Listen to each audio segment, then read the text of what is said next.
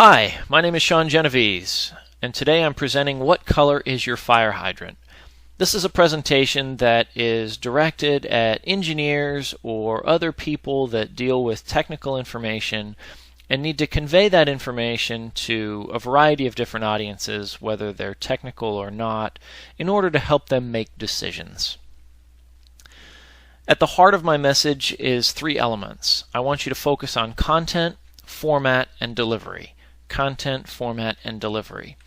Content is about identifying the right problem. What is the problem to be solved in any given situation? Format is about choosing appropriately.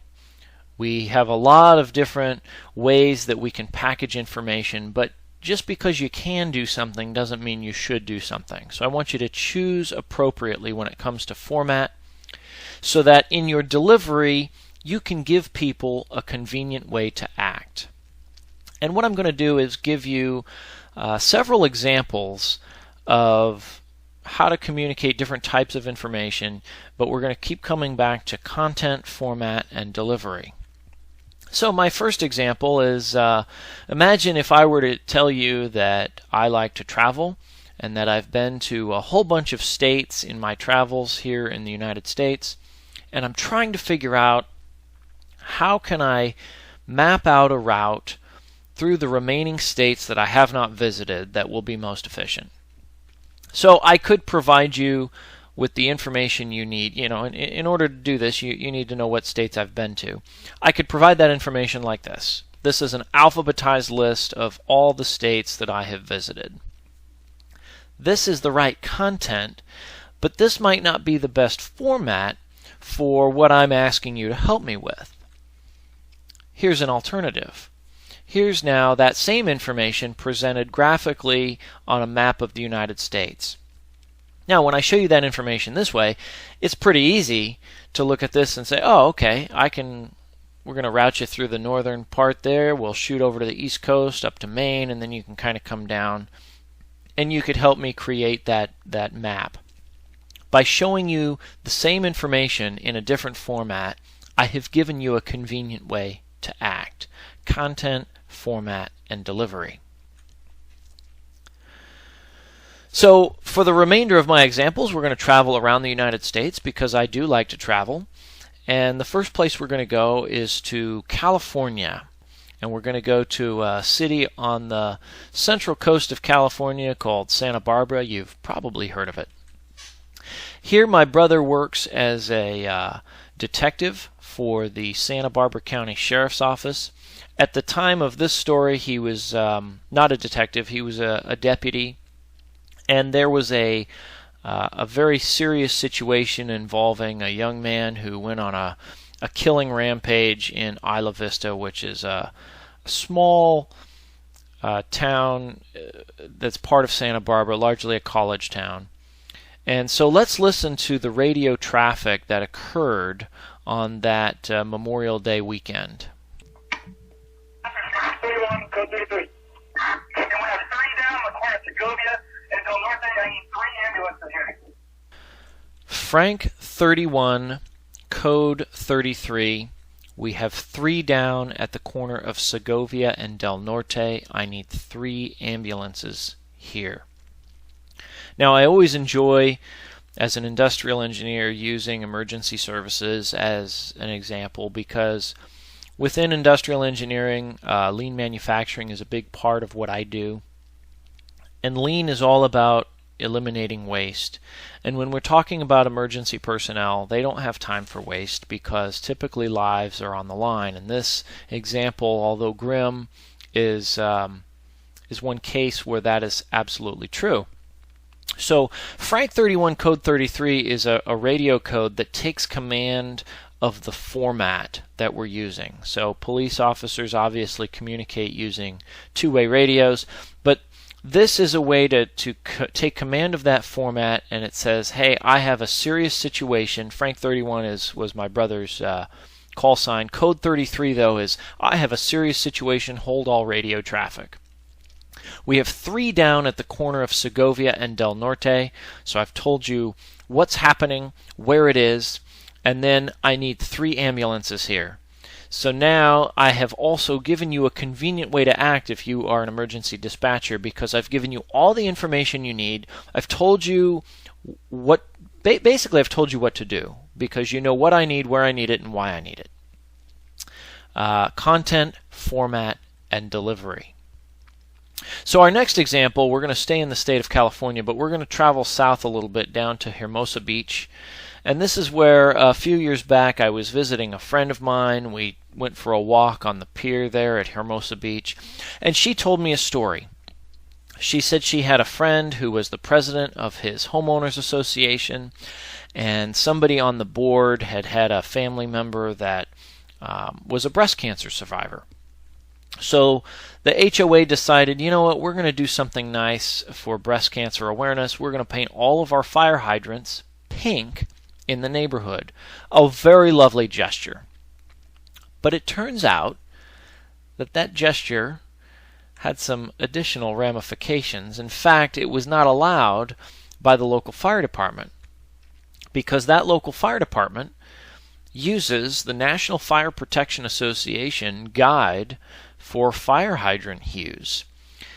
And what that means is that they go through and they paint the tops of fire hydrants to correspond to the flow rate available at that particular hydrant. Now, this information blew my mind, has changed my life forever. I no longer look at fire hydrants the same. In fact, I've nearly crashed my car driving down the street. I see a fire hydrant. I'm craning my neck to see what color the top is. But here is, again, another example of emergency services taking command of a format, and a very creative one at that. You're using a paint color on a fire hydrant to tell you certain information, there's your content, and deliver it to the people that need it when they need it. Content, format, and delivery. So next we're going to go to the great state of Texas, to the city of Austin, and a small university there called Southwestern University, where this man is the president, Edward Berger. Edward Berger wrote a book called The 5 Elements of Effective Thinking. And among the concepts that he discusses in the book is the internet can't get us to think. It can provide us with the tools to move us in a certain way, but at the end of the day, the analysis has to be our own. And this is really at the heart of what I'm trying to convey to you today with content, format, and delivery. We live in an information age where anybody can go and find the information they need.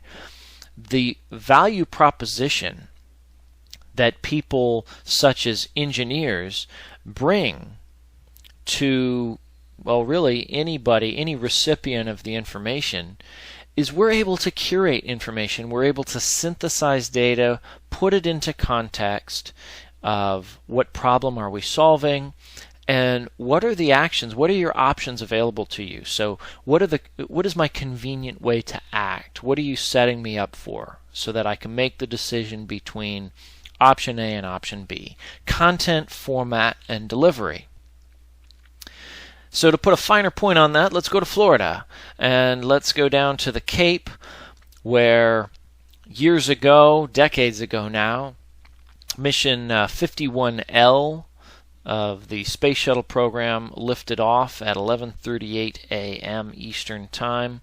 This was the Space Shuttle Challenger's last journey into space, unfortunately. The temperature that morning, very cold, and you can see, if you're not familiar with the Challenger case, what happened here shortly after takeoff. You see that flare off of the solid rocket boosters. That was not supposed to happen. And the vehicle actually exploded shortly after takeoff, causing the loss of life of all the astronauts on board as well as the vehicle. But what we learned from the Challenger case is a lot about how to and how not to present information. One of the program managers did a television program after the investigation was completed, and he said there was no other engineering decision that could be made based on the data that was available to us. Now he's referring to the decision to launch the shuttle that morning. And the data that he's referring to, I'll show you in just a few moments, and I think you'll find after I show it to you that had the Washington Post been around with the fact checker at that point in time, they might have rated his statement with a couple of Pinocchios. Now this is actually a screenshot. This is the one of the charts that was presented prior to launch to those in charge of making those decisions. And what this shows is the temperature at the time of launch compared with the number of incidents that had been recorded. After the Space Shuttle takes off, the solid rocket boosters fall back to the Earth, and they land in the ocean, and they're able to inspect them, and they can tell what kinds of things went wrong by looking at the forensic evidence there. So along the y-axis is the number of incidents, along the x-axis is the temperature at launch, and you can see from this that there's not a lot we can deduce other than maybe below 55 it looks like things don't go well, or there was a single incident, I should say, of something being detected. But this was actually a subset of the information that was created because the engineers providing the information thought that showing the whole chart would be overwhelming and hard to understand. But this is what the full chart looks like. This changes drastically the conclusions you can draw, though. So you can see that above 65 degrees, most of the flights had no incidents. When those solid rocket boosters came back, they couldn't detect any defects. But below 65 degrees is when we see almost exclusively the defects happening. In fact, one could conclude that when the temperature drops below 65, you can count on defects occurring. So here's another way to look at that information. We could have provided that data and drawn a trend line and said, hey, look, this is kind of what this looks like. The colder it gets, the better the chance you have for defects. But I would have gone even a step further from that. I would have annotated the chart to say, hey, by the way, 54 degrees was the lowest launch temperature to date. It's 36 degrees today. So hey, to summarize, above 75 we've never had a problem. Between 54 and 75, we see some defects. Below 54, we absolutely have no idea what's going to happen, and it's below 54. You could put a "you are here" dot on this. Content, format, and delivery. You want to give decision makers a convenient way to act. For our next trip, we're going to go up to New York State, and I want to quote one of my favorite authors, Daniel Pink. He's written a book called "To Sell is Human."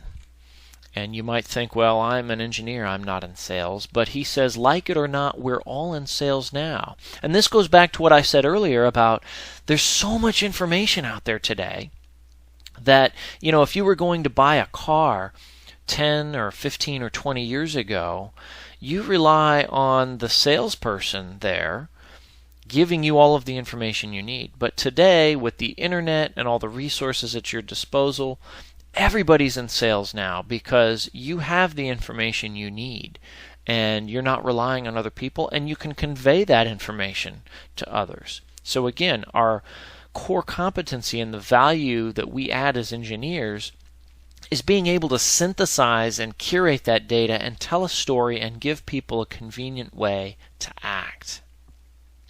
So we're going to go back quickly to Washington State.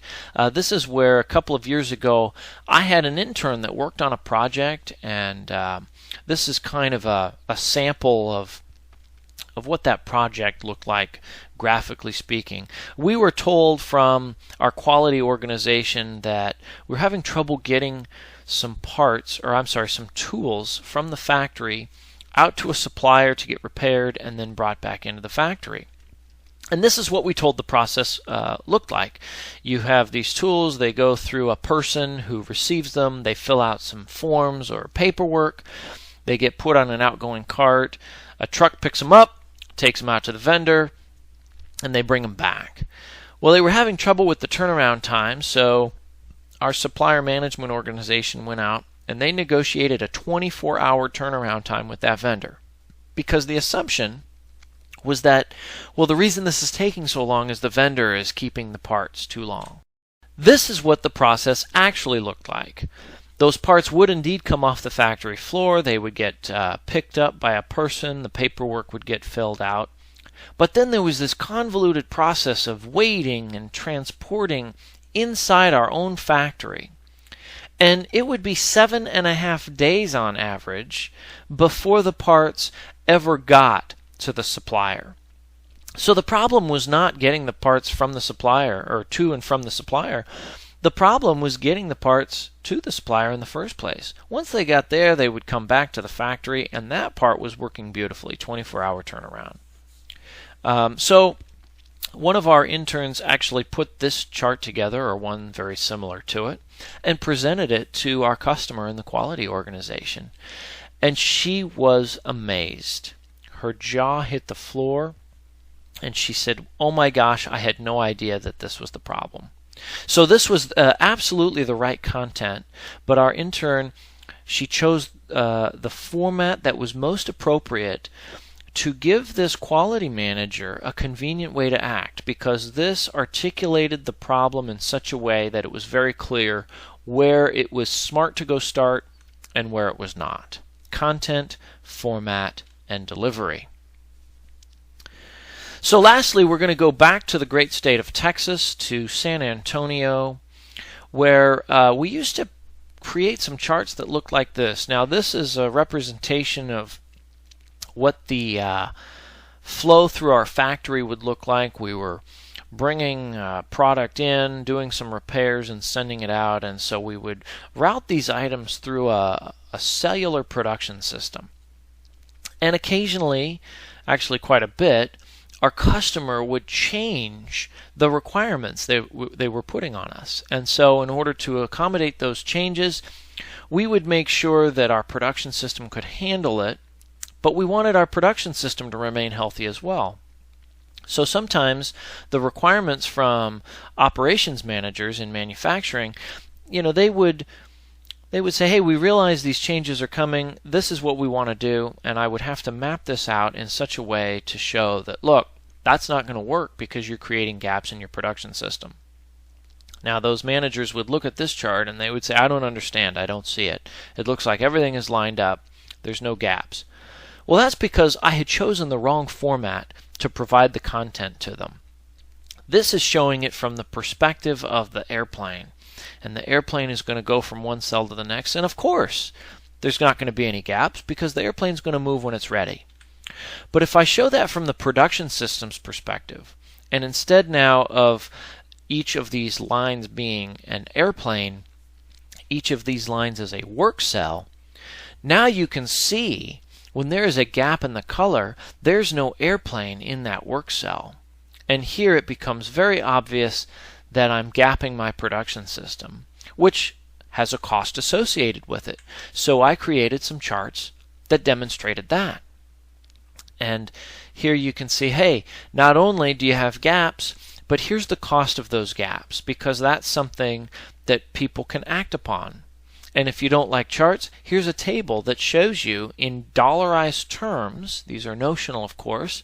But hey, option 1 is going to cost you $1,000. Option 2 is going to cost you $2,000.